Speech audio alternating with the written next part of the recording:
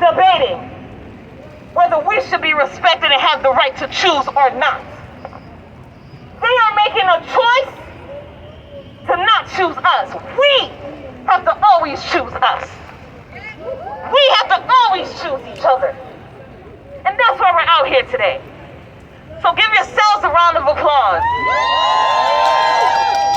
for coming out here today in this weather. You could have been any place else at any other demonstration, and you stood here with us to demand that abortion be legalized once and for all for everyone.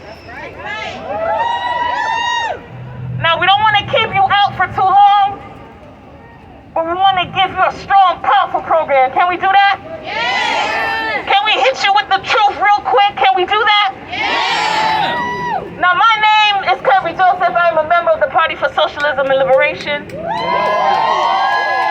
I stand here as a black queer socialist demanding for my body and my autonomy to be respected. And I'm standing here understanding that the only way that that will happen is through struggle like this.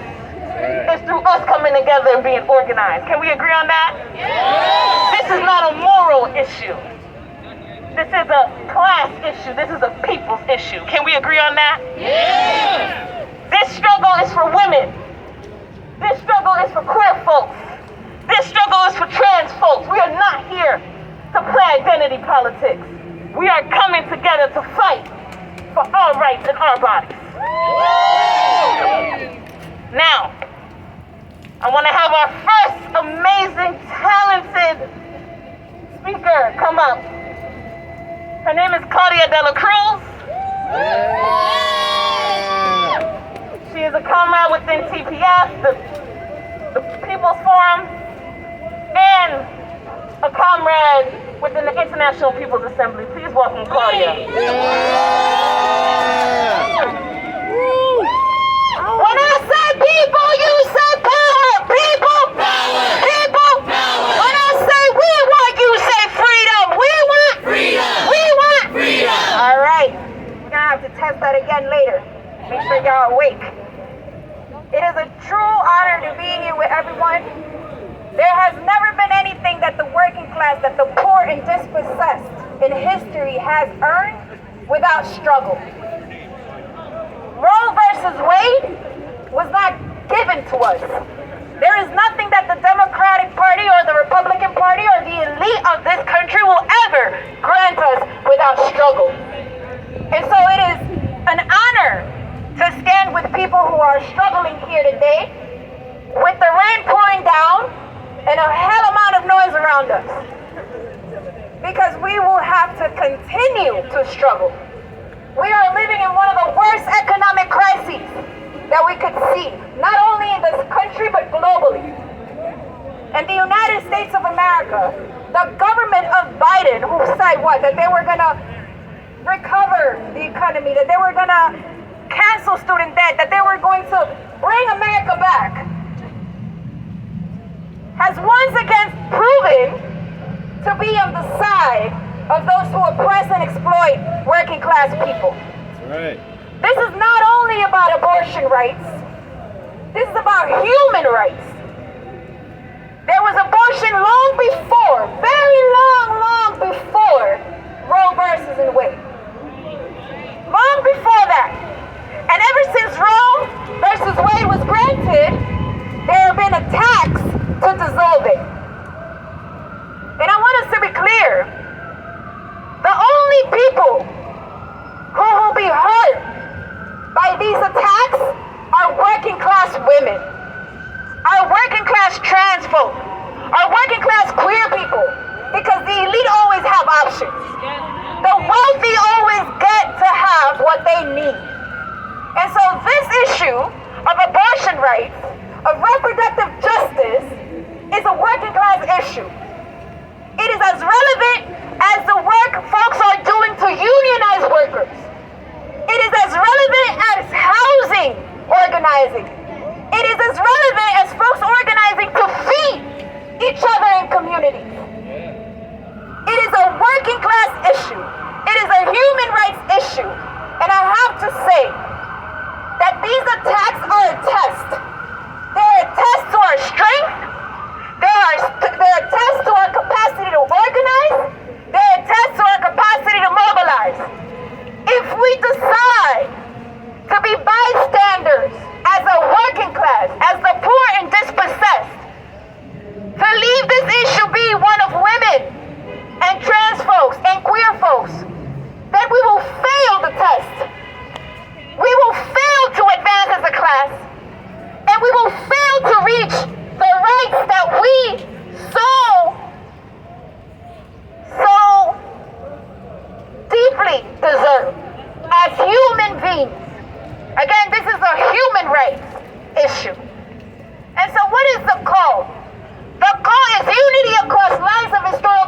abortions.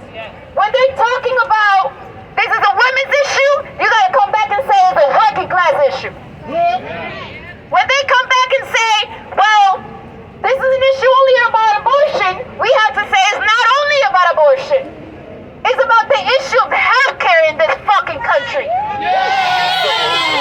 It's about the lack of access that our communities have to adequate and free healthcare. In the richest country in the world, they have $30 billion allocated to war. But they can't feed poor people in this country. They can house poor people in this country. So, when we're talking about reproductive justice, when we're talking about abortion rights, when we're talking about these issues, these are human rights issues that we are rightful owners to because we were born human. And we have an elite class that has stolen the right for each and every one of us to live in dignity. So we must be fired up. Are we fired up? Are we fired up? I hope so. I really do hope so, because if we fail this test and we lean back, we will lose and we will digress more than 50 years of struggle. Are we ready to move forward? Are we ready to move forward? Forward together!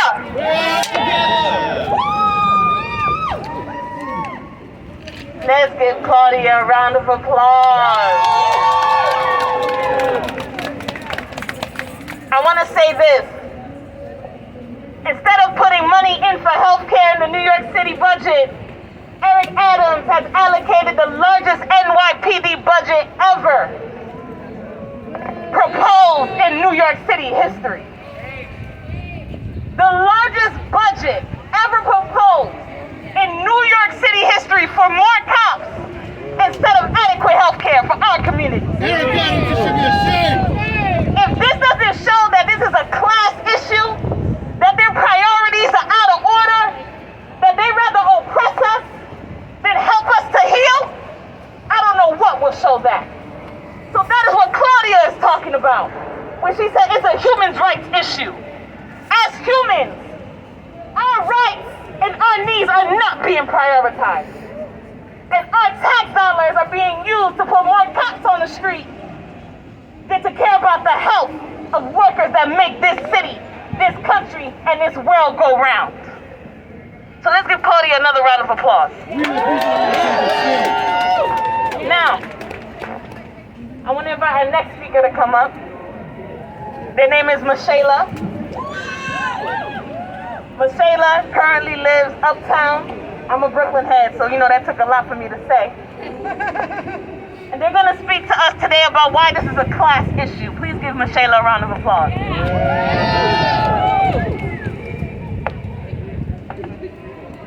Yes. Thank y'all for being out here today in this weather, because these attacks are continuing regardless if it's a pandemic, right? You know, historic unemployment, attacks against Asians, so we got to be out here too, right?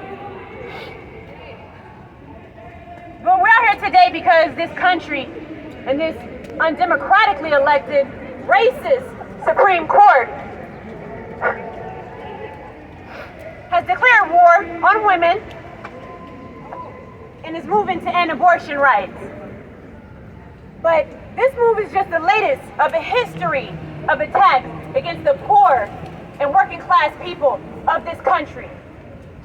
Because it legitimized slavery, it legitimized Jim Crow, it criminalized the humanity of the LGBTQ community, and since then, it has just walked back voting rights, immigration rights, the labor, union rights that have been fought and died for by the people of this country.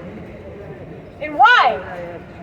Because at the end of the day, that capitalist establishment is really only invested in the interests of a rich elite. Okay?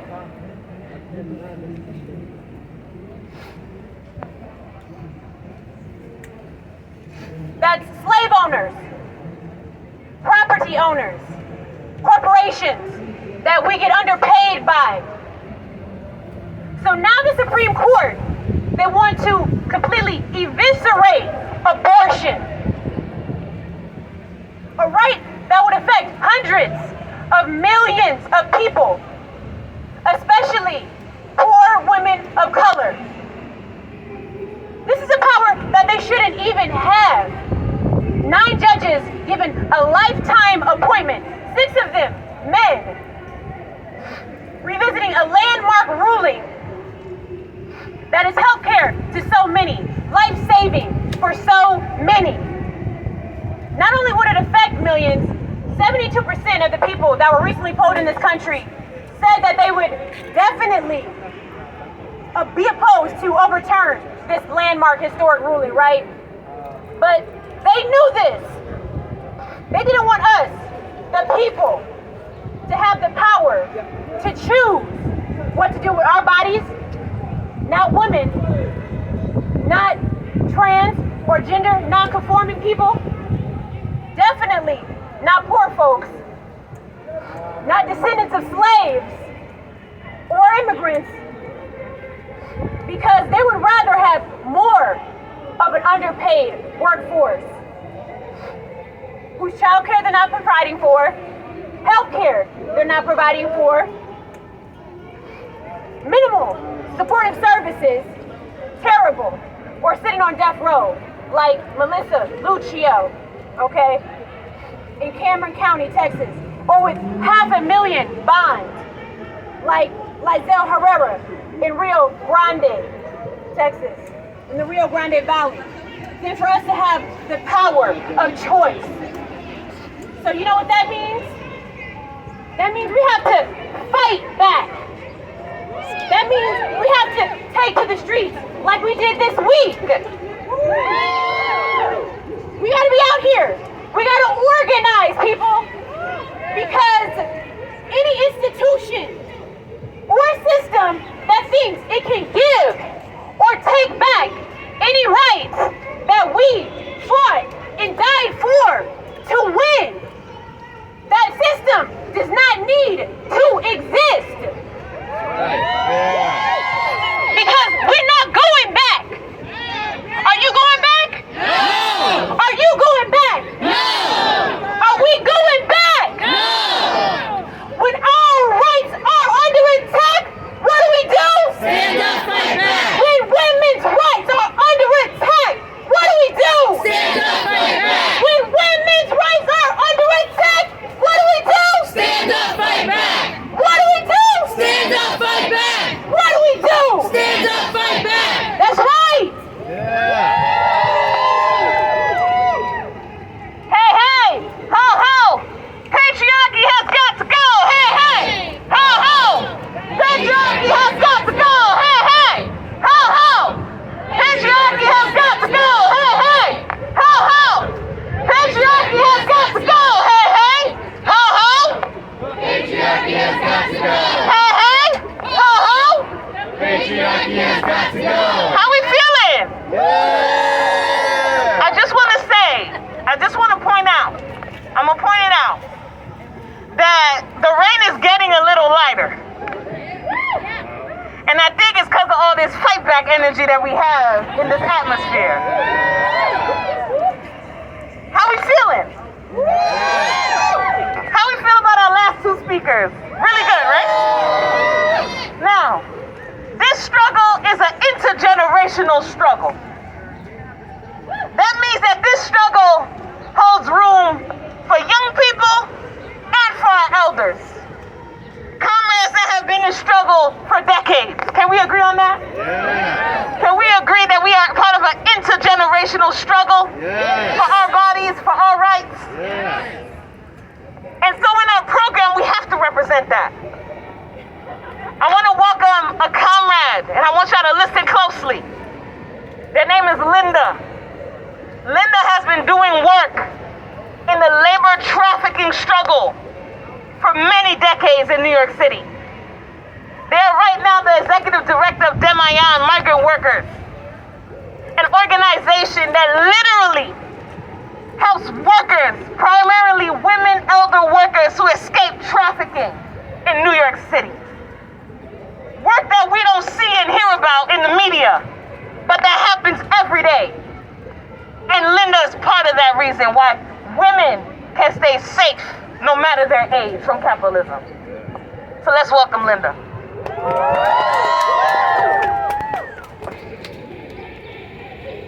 Thank you, Kirby, and thank you, Claudia and Michela, for your powerful speeches.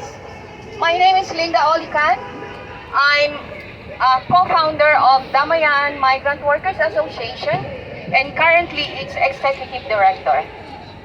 So, Damayan was founded by Filipino domestic workers to get organized and build power to fight for our labor, immigrant, health, and gender rights. Despite the natural resources, the rich natural resources, and workers and professionals in the Philippines, we remain to be a very poor, underdeveloped third world country because of imperialist neo-colonialism perpetrated by the U.S. government and corporations. Yeah, that's right.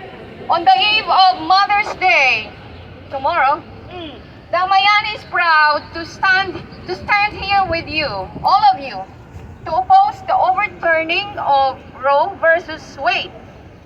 Filipino women are in this fight because reproductive justice should be a fundamental and human right issue for all women around the globe. In the Philippines, abortion is illegal and is very dangerous for women to do, with absolutely no control